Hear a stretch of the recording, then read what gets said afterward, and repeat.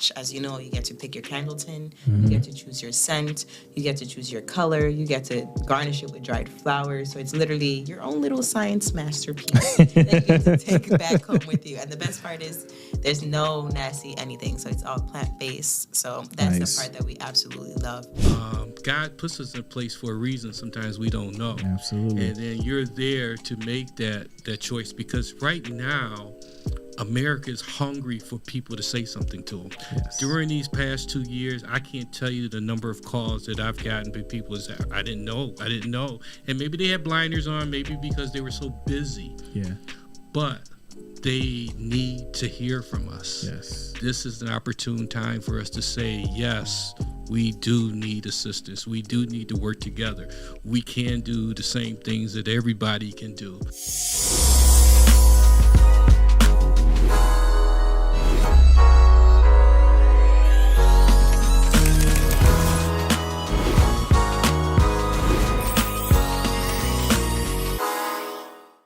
Want to stay up to date with Empower 716? Don't forget to share. Click here in the right-hand corner of the video and follow button below so you can see the upcoming episodes live on your news feed.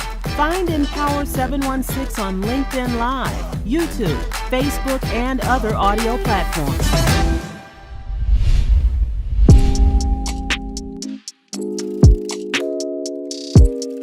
Hey, what's up, everybody? Welcome to another episode of Empower 716. I am your host, Rob Lowry.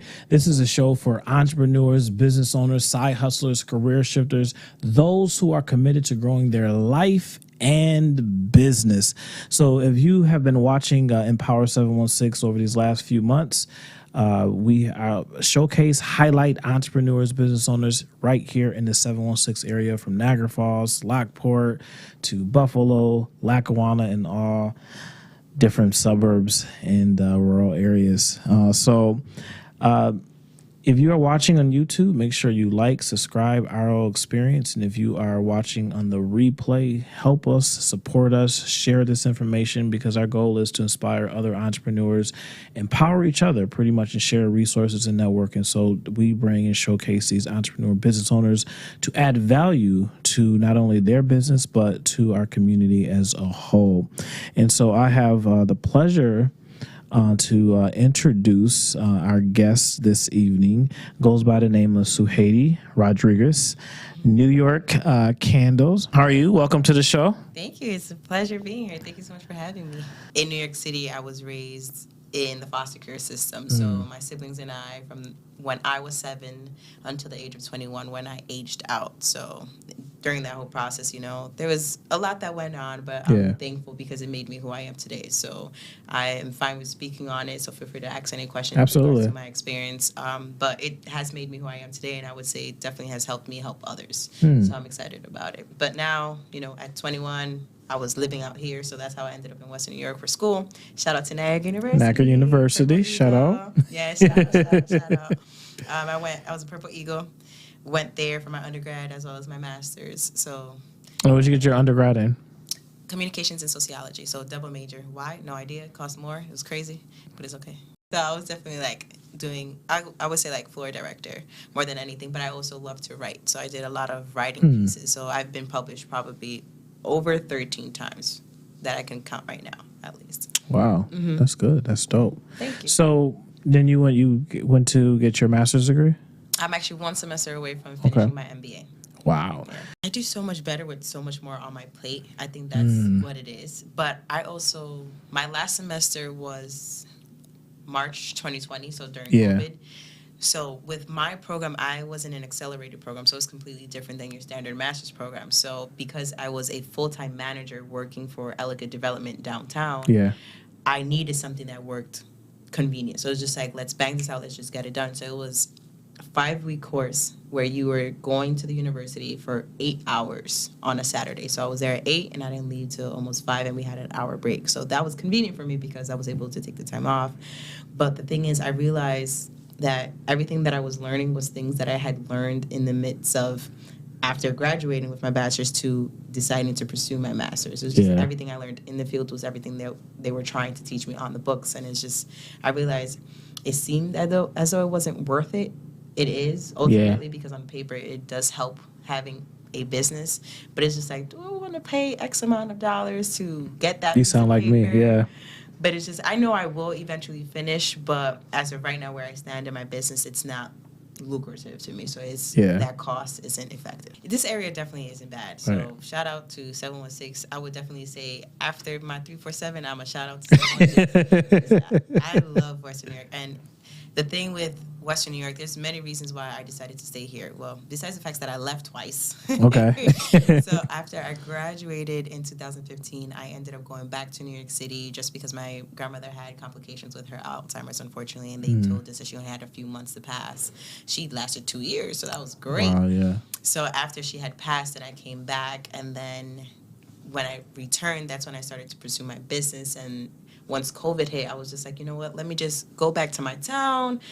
If there's anywhere I'm going to make it, I'm going to make it where I have my friends, my family, my support. Not saying that I don't have friends and family in a sense here, but it's just like, you know, if I'm going to do it anywhere, I'm going to do it there. And, you know, it was tough during COVID. It's just like to be away from my entire family during those trying times, I moved there. Yeah.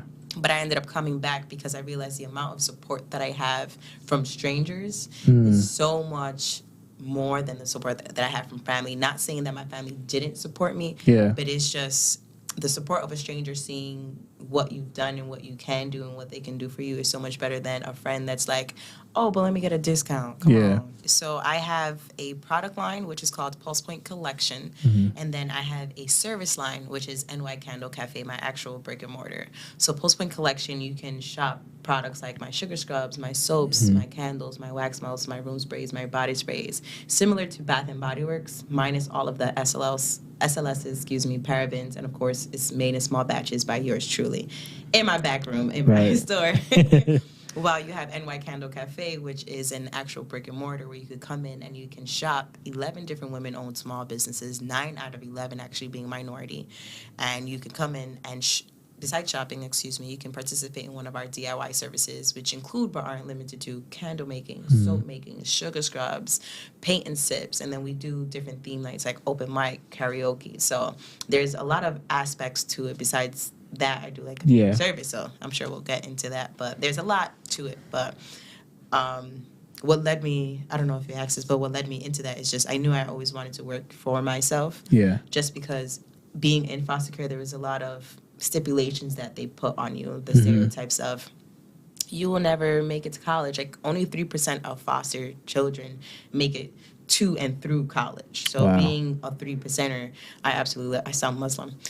Being a 3%er, I'm very proudful in that. And I realized that, you know, why not continue on and get past all of these boundaries and stipulations that they're putting on foster children or troubled children. You know, I don't mind being a troubled child, but put respect on my name. Did you find it challenging of like, okay, I guess selling or basically showcasing what your vision was to other people and then saying, oh yeah, that's a great idea, or did you have some challenges with that? So yes and no in a sense, because even though the pandemic and the world has opened back up, it's still a hit or miss, because every other week I feel like they're like, oh, we might shut down.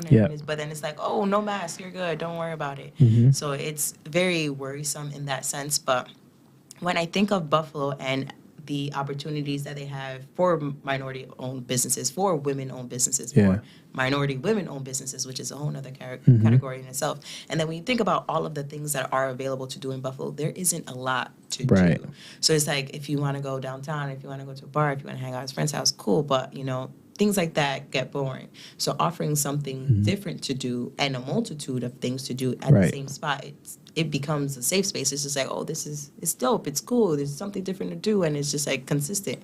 So it was worrisome, but I knew in the long run, Western New York, it's gonna come up. And Buffalo is definitely the next New York City in my eyes. Being from New York City, I know that, and I can definitely say that. So I'm not concerned in that sense. I'm actually excited because I'm sure I'm gonna have different creative ideas that will come into play, and one thing I'm gonna do is I'm gonna do it in 716. That's for sure.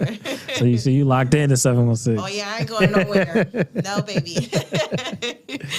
I love it. So at NY Candle Cafe, our primary source of DIYs, I guess I can say, is candle making. You could come in and make your own candle from scratch. As you know, you get to pick your candle tin, you get to choose your scent, you get to choose your color, you get to garnish it with dried flowers. So it's literally your own little science masterpiece that you get to take back home with you. And the best part is there's no nasty anything. So it's all plant-based. So that's Nice. the part that we absolutely love. Because although even if you're only going to come one time, at least we can teach you, like, one, you could go home and make this yourself at a lesser cost than what you're going to go out and purchase one that's actually endangering to not only yourself, but the environment, your pet, your dog, your niece, your nephew. So it's just like, why not? And it's something to do. So I didn't know there was a difference between plant-based. Like, I'm like so ignorant to that. So I'm like, oh, I'll just pick up a candle and think, oh, but now, like, understanding the difference. So I think that's important. So I do want to talk about this. Like, how do you, because I'm assuming that you probably service more female clients or customers. How do you make, I guess, your niche to guys?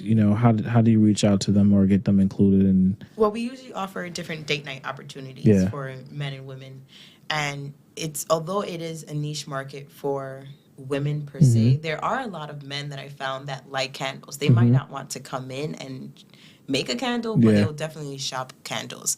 And because it's a NY Candle Cafe, I actually have other candle makers in there besides myself. I didn't think it was fair to call myself the Candle Cafe and be the only candle maker, because realistically, my candles aren't the only candles in the world. My candles aren't the best in the world, and some people might like someone else's scent versus mine. So, like, I have Cottage Bloom Co. in there, I have Anna's Candles in there, and I have Goldenfly Candles in there, which is crazy enough. I love Goldenfly's candles better than I love mine. Like, I will sell the heck out of hers before I even look at mine. That's dope. So one of my close friends, her name is Mickey Moscato. She's actually well known in the Western New York area. She owns a store as well called Uni Dolls Boutique, located at 19 East Utica, and she does the idea of consignment, so that it's an actual industry thing. So I actually adapted the idea from her, finding separate women-owned small businesses to house in my store. So now we consider ourselves sister stores. And every month we have meetings with each other, and we do little women networking sessions between each other and welcome other women-owned small businesses who aren't necessarily housed in our stores, but as a way of networking, because we're all small businesses. Whether we started a week ago or we started 10 years ago, there's still things that one person knows that the next person might. So it's basically washing each other's hands. And obviously, Mickey and I having to endure the cost of the actual house, it only makes sense to share the cost. And I know some girls that are paying as low as $25 a month, and that's nothing when you can make up to $1,000 in just selling your own products in the store. So it's really one hand washes the other ordeal. I love that concept. I love that. One thing I learned when being in foster care is not everyone is going to help you.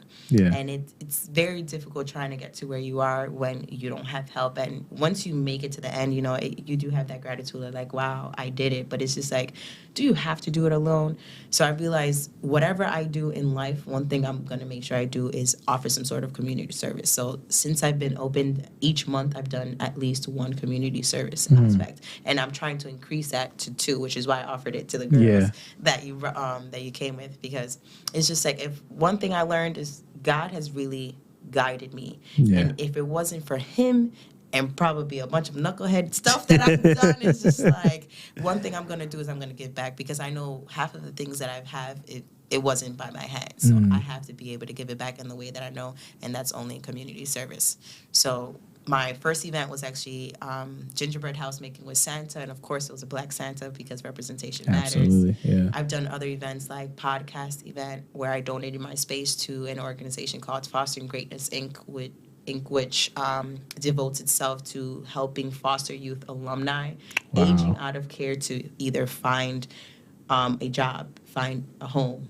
Shoot, you need some clothes. You need help transportation. Like, I know the owner and the founder Leah Daniels, I've known situation that she would literally up out her bed in the middle of the night, taking her own personal van to go help these children. And it's things like this that I absolutely love. So I'm looking to collaborate with her much more often. And it's Foster Care Awareness Month. Foster Care Awareness Month. Yes, please make sure to follow Foster Greatness Inc. But besides that, I actually did painting with the Easter Bunny on Easter, which was my birthday. Seen that, yeah. Yeah, and the mayor came out, so that was pretty dope.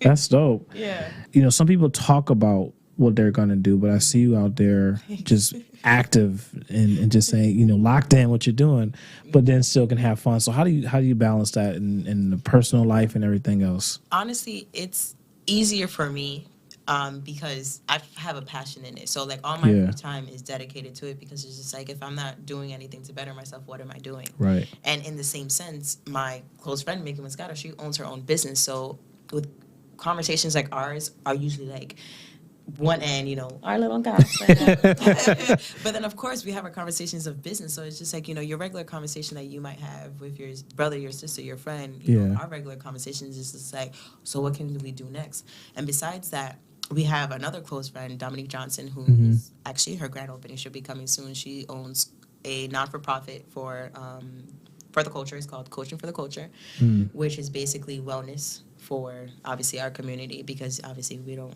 think about therapy and things of that nature, but she is a licensed coach, and she does Beauty That Moves. And we have like just girls' nights, and our girls' nights are just like, so what grant, how, who, what connection, because best self, who, sharing those resources. It's just like networking all the time. You would think, you know, you always got the gossip girls. I guess we're the business girls. 'Cause all of our conversations is just like, so you applied where to do what? Okay, let me make sure. And we hold each other accountable. So I can't say that, I can't give myself credit and say, you know, I'm on it 100%, because my friends are on me as much as I'm on them. So I'm very thankful.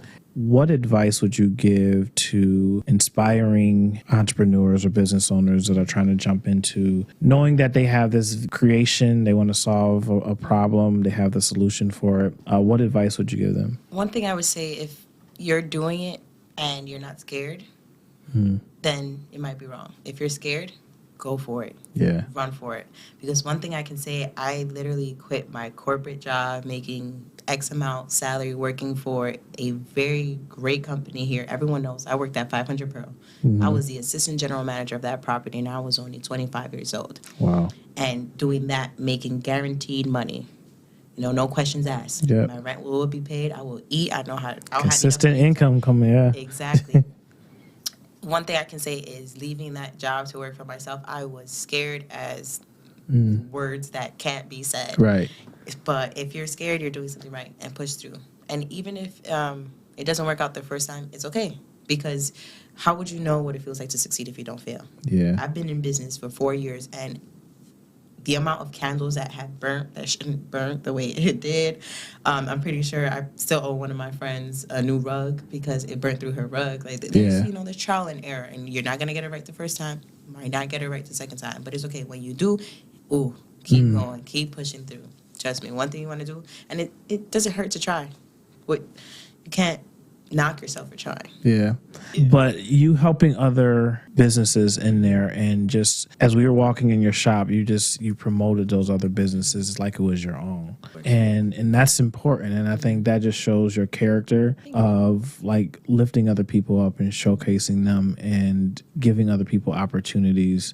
And I think that's just wonderful. And I always believe in you reap what you sow too. And I think when you put out good things, it comes back to you. And it just is great to see you whenever I see you on the news, because it's very often all over the place. I was like, she got some good marketing over there all day. I'll be just DMing, like Lauren. I probably DM'd every single. That's what you gotta do. Yeah. Lauren was the only one that picked up the story, and I was just like, oh my god. Yeah. Oh my god. Yeah. But you got to be like, you got to be out there. You got to keep going. You're first to know, okay, gotcha. But I'm gonna keep going at it. I love that the fact that seeing you all over the place, because it just shows evidence that you gotta be out there, and people will buy into eventually, and more and more people know about it by word of mouth. Because when I left, the individual's like, oh, that was a great experience. I want to bring my family out to do this. And I think that's how we help each other out and just, bring it and support each other. So it's really dope. So where can people find you if they want to, come to New York Candle? So NY Candle Cafe is located at 2317 Main Street, just down the street from Canisius College, as well as down the street from Sisters Hospital. So we're on opposite ends. And, most people know Signature Cuts. I'm right across the street from Signature Cuts. Yes. So if you're getting a haircut, tell your girlfriend or your wife or your sister or your mother, come on down to Candle Cafe while you get a haircut. We'll hold them down when you get your haircut. Well, thanks for joining us on Empower 716. Like I said, just continue doing what you're doing. I'm really, like I said, it's just a dope business, and I love the fact like your energy is there. Sharing it, showcasing other people, so lifting us up. Yes. So make sure you support her in what she's doing, and go make some candles. If I can do it, you definitely can handle it as well. About 6:24 now on Daybreak, and we're celebrating the women of Western New York. March marks the start of International Women's Month, and what better way to start than showcasing women around the region? Yeah, Women's History Month. Daybreak's Lauren Hall is live with the latest from a women-owned business here in Buffalo. Hey there, Lauren. What's going on? Hey, good morning, Melissa. Good morning, Kevin. If you want to spend the rest of Women's History Month supporting small women business owners here in Buffalo, you can support 10 of them all under one roof. We are at the new New York Candle Cafe. It's right on Main Street, right by Sisters Hospital. And you can come in, and there's a bar here, and it looks like a bar or a cafe. And this is Suheiri Rodriguez. She is your barista or bartender, but she will also walk you through how to make your own candle. That's just part of the business, but we did it about an hour ago, and this is where I stand right now. So you do classes, Suheiri, one-on-one sessions? Correct. So we do candle making, we do paint and sips, we do open mics. So there's so much to do here in the store besides shopping the 10 owned businesses that are here. We have flowers from Exclusive Flower Co. We have 2 other candle makers here, Cottage Bloom Co. and Golden Flag Candles. So feel free to stop in. It's a perfect location to be able to one-stop shop, purchase a gift for anyone you might want.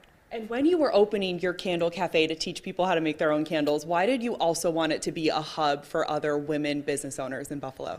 Well, it just makes sense. Growing up in a community where I grew up in foster care, I always learned that one hand washes the other. So knowing other small businesses, I was just like, why not? And the idea I actually adapted from my business partner, Tamara Pierce, who owns Uni Dolls Boutique. And we have one of your other business owners here right now. We have Jewel Easton. She is from Butterfly Creations. Hey, Jewel, tell us a little bit about what you have on the shelves here at the Candle Cafe. Okay, so here we have a open concept Easter basket, which has an exclusive flower and a golden flag candle on it as well. This is a Bill's budget book. Anybody needs to budget, right? So a Bill's custom hat box. And we just have tons of different custom design things that you can make, that we can make for you. And you make it all by hand yourself, which you were doing from your home until you had this home for your business. Yes, so everything is custom made in my room at the moment. But I bring it here, and I have my customers come here. They can do pickup here. And I can have meetings here, and everything that I need to do, I can do here. And there's a lot going on, as will be going on all this month for Women's History Month here at the New York Candle Cafe. We have all the details, how to sign up for one of those candle making classes or learn about one of the other 10 other women-owned businesses linked with this story on our website right now, WGRZ.com. For now, I'm Lauren Hall reporting live. Melissa and Kevin will send it back to you.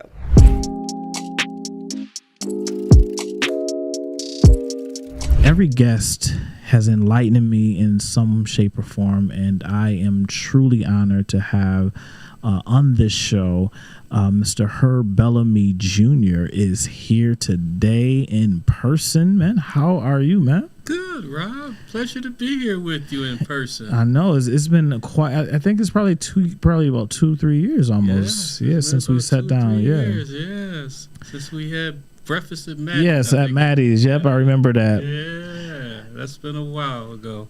So how's everything with you first? So just in general, how are you? Things are well. Yeah. It's interesting that as you talk about entrepreneurship and empowering people, what a better season than this season that we just came through, how people had to learn how to empower themselves and do things differently and have to adapt. So it's been a very interesting time, but it's been great. It's been great. Yeah. I always say it from pretty much every guest has been on the show.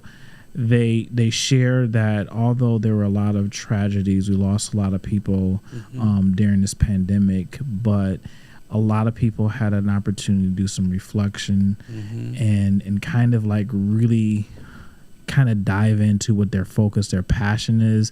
And a lot of people started businesses, changed careers and so forth. And so to hear so many people starting a business during this particular situation is inspiring.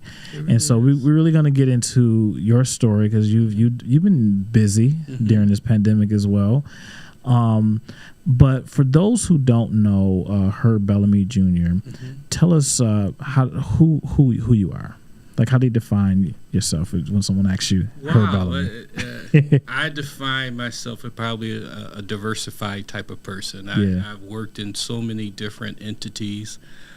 From a child, I've been always part of entrepreneurship because our family always owned businesses, whether it was a grocery store, a liquor store, or then as I grew older, I had an insurance agency, and my wife and I had a couple of hair salons. And so I've always been part of business and understanding business, and each business that I've been in, I learned something to take me to the next level or something else. So they all been life learning tools through the whole process. My family, I have 6 siblings, and so we grew up a middle class type of family, and my father was a former councilman at large and a civic person and a business person.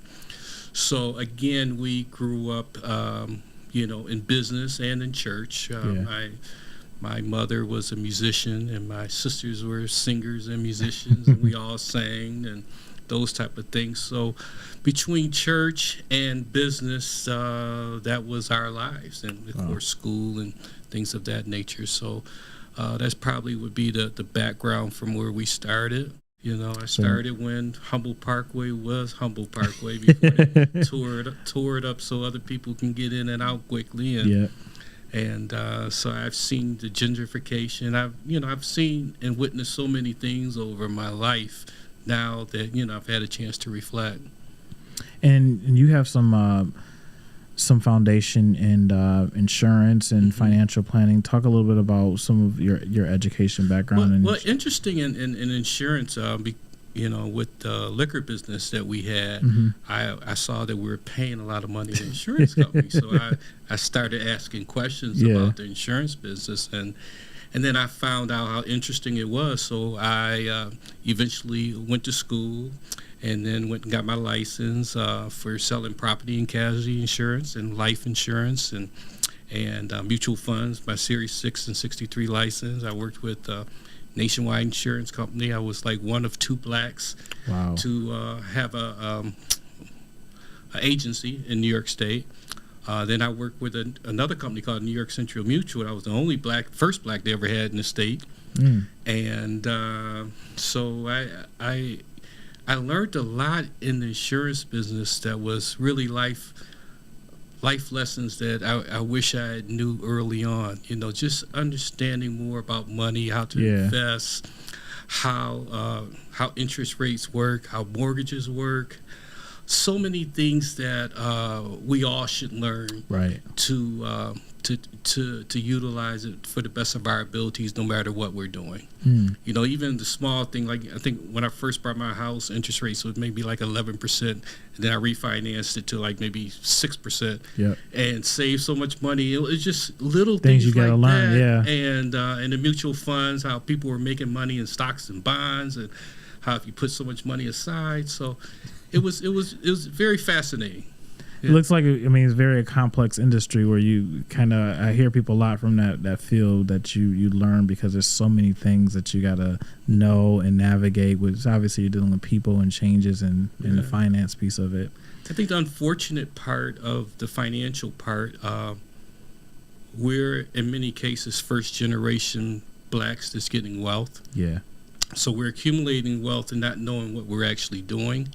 Yeah. And in my case, I had to educate people versus just sell to people. So that wasn't always good, because, you're spending your time trying to convince somebody that they need to have insurance. Yeah.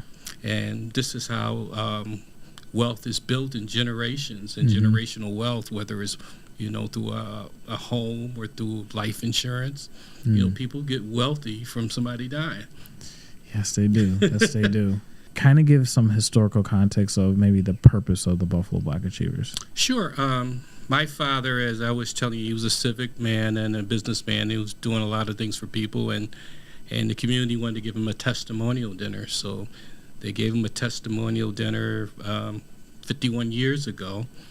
And he was so elated that someone would give him an award, and he felt that others should be awarded for the works that they do. The people who are not getting recognized for what they're doing back in the, in the 60s, So he felt that this would be something good for our community to showcase African Americans in a different light. Yeah. And also to give them a platform and opportunity to say thank you for people. And it doesn't necessarily always have to be the politician, the doctor or lawyer. It could be the guy who's just working that job at Chevy every day, coming in on time and making things happen. So wow, that's how it was started.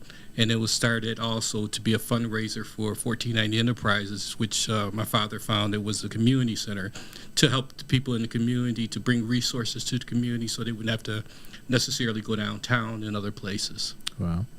So talk about continuing your father's legacy. Now, for some, that could be a lot of a heavy shoe to lift, to fill. Did you feel it was important for you to carry that legacy? It's interesting. People sometimes talk about filling shoes, and I never felt that. I mean, he was my friend, my buddy, one of those type of deals. Yeah. So it wasn't like, although he was my father, it wasn't like I was never trying to fill his shoes, because he had some huge shoes to fill. Right. And I know that was a recipe for disaster. Right. I saw the importance of it, what it meant to the community, to the city of Buffalo, and how it should continue. And so we continued, along with my family members too. My sisters work closely with me together, so it is still a family affair. And my direct family too, my wife and kids as well. Wow.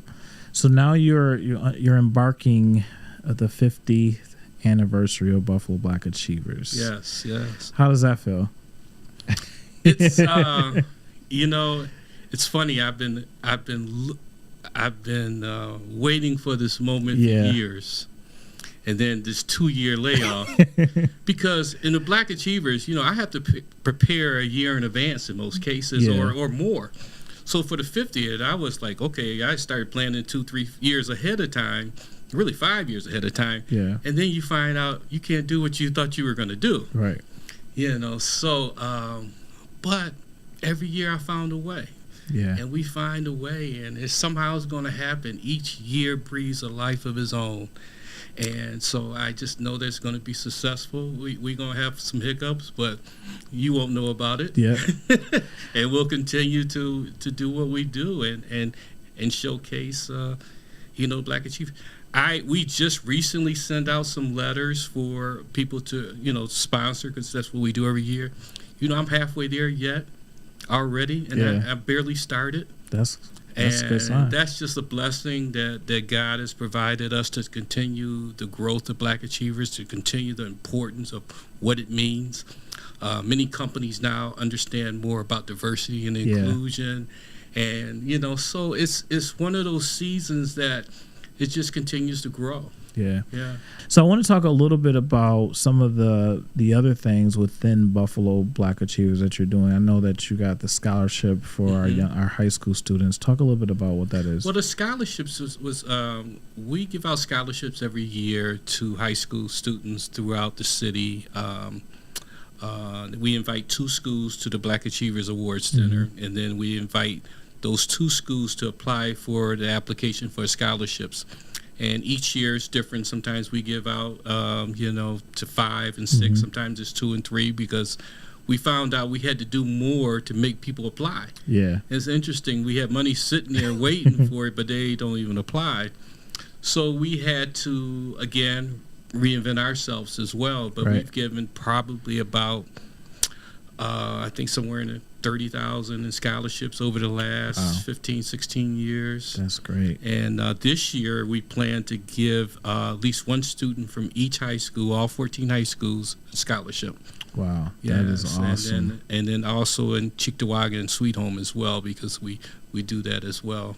Yeah, that's great. So that's a whole nother level of the scholarships and working with the kids. We launched this Black Achievers Youth Academy, which we just started in February, and we're taking high schoolers through the academy, teaching them about Black achievement, teaching them about life skills, teaching them about accounting, how to do a resume, how to be prepared for different adversities.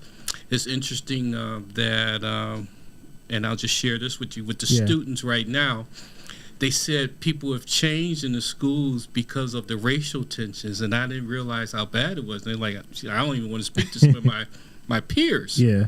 Because some of the kids that we have, they go to schools in the suburbs where it's, majority white, and they've had lots of challenges. So we try to even talk about that, succeeding over challenges. You're going to have adversities, but how do you handle it is what's important. One of the things that I've realized, and more people have realized, we're not exposed. We don't know what career opportunities are out there. Yeah. When I went to high school, I had no guidance from my guidance counselor. It was horrible. Yeah. And I went to Bennett High School. And then I would see my guidance counselor out in cocktail parties, and I'm so proud of my student, but she gave me no help. So I've always felt that we need to give them better guidance and give them more options. Yeah, absolutely. There's so many careers. Absolutely. I mean, with every industry has maybe 100 careers. You take a bank. We were talking about bank. Yeah. Banks got so many careers within the banking system, just not banking. So we wanted to expose them to different careers, and then also partner with some of the achievers, so that the achievers can be mentors in case they want to be that particular field. Just like this week, we have a couple. One person wanted to be a lawyer, so I'm bringing a lawyer past achiever. Wow. And another person wanted to be a banker, which I was talking about Darnell Haywood. He wants to know about banking, so I'm bringing banking in. Wow. So if we can partner with this network of achievers, of accomplished people, what better, Wow. It's really just changing that trajectory of our young people. That's really amazing. Absolutely. As you were mentioning before, the kids would tell me I can't be what I can't see. Yep. So, but what's important about Black achievers, you got people now that their grandmother was an achiever. Their uncle was an achiever. Yeah. So they seen the impact in their families, and some people are coming back, even the achievers that received the awards. They're like, oh man, I couldn't wait to get this. I remember when my aunt got it, and it was this and that, and it's just so, I'm hearing generational stories. That's awesome. Yeah. That's awesome. Yes. So tell me a little bit about what Bellamy Enterprises is all about. Okay, Bellamy Enterprises was about us doing more development. My father and I, we started years ago doing some things, and first we built the 1490 Estates, which is 60 apartments for seniors. Wow. And then in the meantime, we had several businesses that we branched off and did. Like I did insurance business, I did the hair salon business. I did some other development for some other companies. And then we built Bellamy Commons, which was old 1490 Enterprises. Now is 30 apartments, and the museum is in that building, which is the former 1490 Community Center.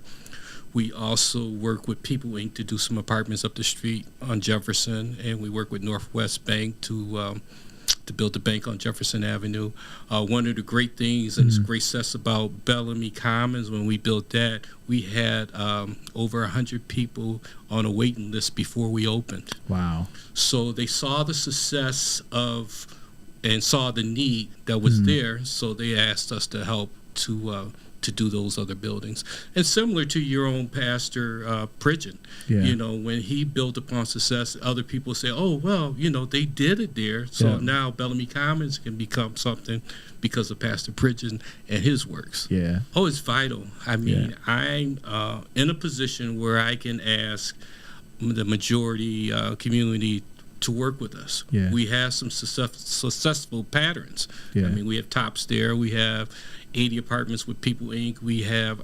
I've got 100 apartments. There's God City has apartments on Jefferson Avenue. Let's build upon this legendary street with the libraries there. You got several businesses on Jefferson Avenue. Got the Wiley Stadium. And, you know, the whole purpose of even 1490 when it was there is to be able to stay in your own neighborhood and get the same goods and services that other communities have per se.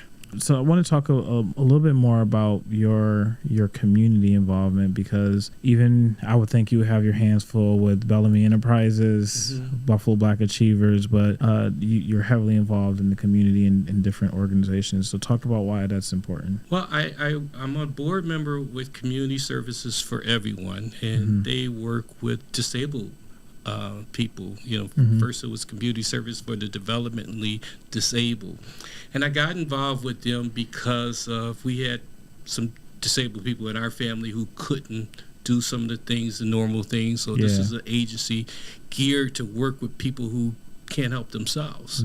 So in actuality, with Bellamy Enterprises you were talking about, before I was a board member, I sold some property across the street from Bellamy Commons, and they built a training center for development people. So now they can train to be a chef, they can train to wash cars. They got all types of training right across the street, right in the heart of the city in Buffalo, New York, and that was because of our relationship. I'm on the Pierce Aero Museum board, which is has vintage cars downtown, and we got some amazing cars down there. I mean, very historical. I got to learn a lot working with Jim Sandoro because of his museum. You know, I had to understand how to open a museum as well. So you learn from that. I work with Willie Hutch Jones, who does amazing work with students and his educational work and sports. How do you balance the family life, the business, the community involvement, and so forth? That's a difficult job. Yeah. You know, it's difficult. You know, because it's a constant balancing act. Yeah. So for me, you know, maybe the first few hours of the day is Bellamy Enterprise, and the next few hours is Black Achievers. Yeah. You know, so, you know, you try to maximize your day and the things that you want to get done. Yeah. And then, of course, it's family, you know, so you still have to have those times, and that's probably the most difficult part. What advice or what do you tell young people who may be in a different circumstance that is trying to grow through those adversities and still have hope, dream, and all that stuff? I think you have to find that success story and use that as an example on the road, the map that you want to get to. Yeah. You know, everybody's map is different. Absolutely. And I've seen people who have come from successful families fail, and I've seen people who come from failing families succeed. Yeah. So there is no one magic thing that can happen, because that's how life is. My grandfather was a sharecropper. So, you know, so our lives was totally changed. He didn't come from wealth or anything like that. So you have to find what's your passion. If you find your passion, then they say you'll never work a day in your life. Absolutely. So you look for that passion. That's part of the Black Achievers Youth Academy, and try to even show other opportunities. Yeah. Because had not I worked in a store, maybe I would have never saw the insurance industry. Right. You know, and there's so many different industries that I had no clue of. And I was, per se, I was exposed. So I was already exposed to see a lot of things. So imagine people who are not exposed. Yeah. So I think that's probably why I'm doing this, to just keep exposing them to other career opportunities and know you may not be this or that, but you may be an artist. Yeah. You may be able to design shirts and you know what's good about now versus when I was young? What's that? You can sell on the internet and they don't know the color of your skin. You know, when I was growing up, you know, I was black and they knew you were black. You're Right. still hiding our color. But when you can sell it on the web and sell it on the internet and sell it, nobody knows what color skin you are. Yeah. And people are making millions of dollars. I mean, when I was selling insurance, they knew who I was. But now you can go online and do what. Put a little codes in there, or put your age, name into your insurance Yeah, quotes. as long as you got a product and somebody's willing to buy it, you got a worldwide market. Yeah. How can you not succeed? Yeah. I mean, it's no excuse for it, you know, and I never felt that I had excuse because, like I said, my grandfather was a sharecropper. So the stuff that my father did, I'm like, I'm going to do something, you Right. know, I'm going to figure something out, you know, and I'm still figuring stuff out, you know, Wow. and that's part of the evolvement of people, you know, Yeah. we still try to figure things out. I would probably be more disciplined. Yeah. And funny, probably saying more no's and being more focused on the task that's ahead of me.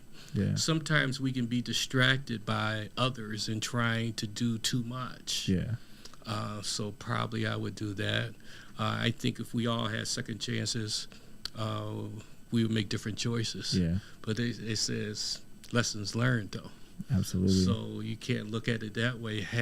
I learned so many lessons along the way that had I not had the things that happened, I wouldn't be where I am now. And I'm still learning. Yeah.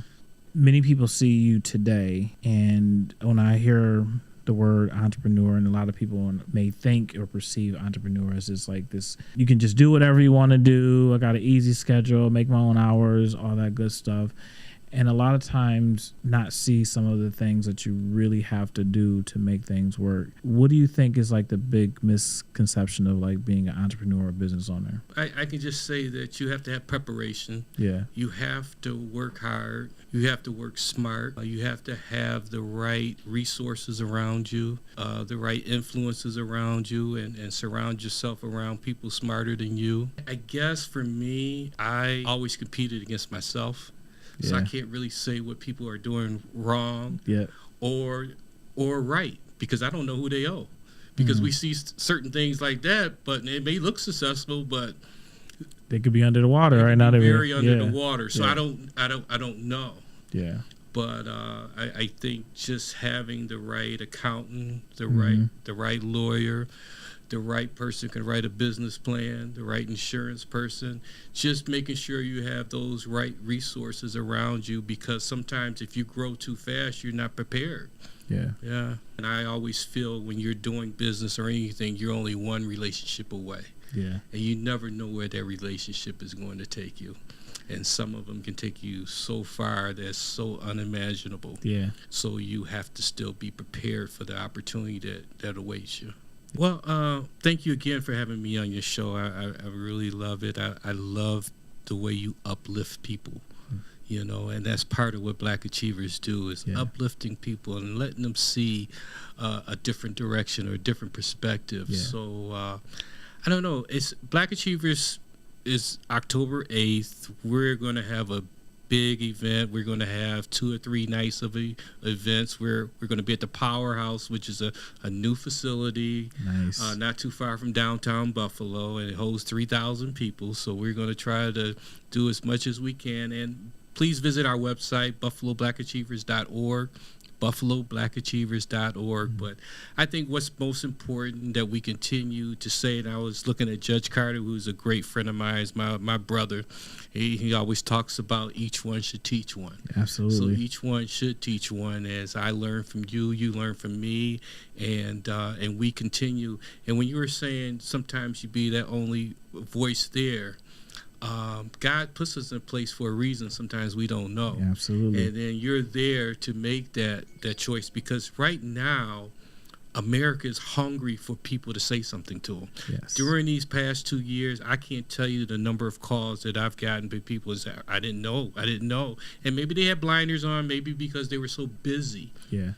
But they need to hear from us. Yes. This is an opportune time for us to say, yes, we do need assistance. We do need to work together. We can do the same things that everybody can do. Yes. We just need an opportunity, as James Brown used to say. I don't want nobody to give me nothing. Open up the door. I get it myself. Yes. So we need to continue to open up those doors where we can and have other people open doors for us as well. Wow. Well, that is wraps up another episode of Empower 716. If you're watching us on replay, make sure you hit the like button, hit the share button. If you're listening on the audio podcast, make sure you just support us as well. Really getting the message out to other entrepreneurs or business owners, whether you're in the business or thinking about being in the business. So this is all about empowering each other. So thanks for listening to this episode, and we'll see you next week.